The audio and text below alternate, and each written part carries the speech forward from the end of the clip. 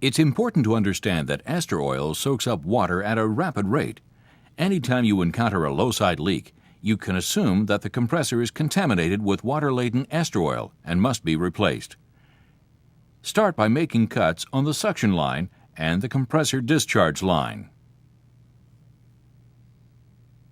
When replacing a compressor, you should also replace the starter and running capacitor. The starter is a one-piece package that contains both the relay and the overload. The running capacitor plugs into the back of it. This is a running capacitor only.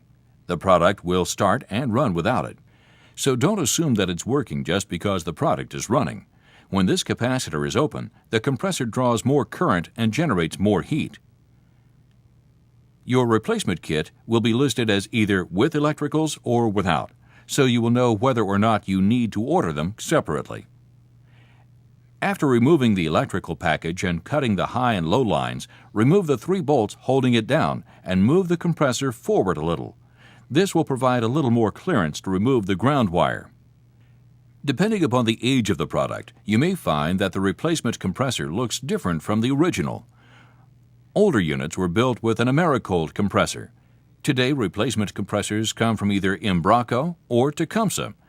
You'll find that the line configuration on Embraco compressors is different than Americold and Tecumseh.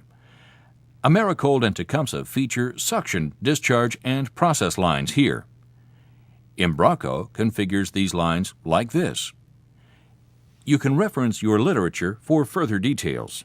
You will need to transfer the rubber grommets from the old compressor. You'll also need to unsweat the crossover line and reuse it on the new compressor. Then it's just a matter of making the line welds, evacuating the system, and dumping the new charge.